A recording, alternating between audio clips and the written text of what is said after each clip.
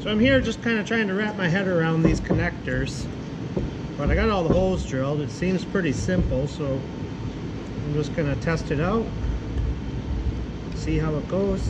That one's kind of tight. Then you're supposed to just stick this in there.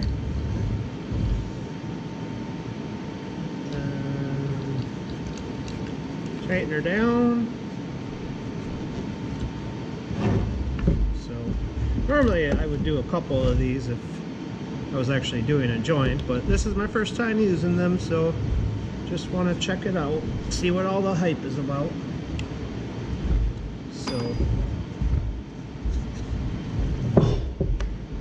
that's pretty strong, pretty easy to assemble and take apart, so pretty nice.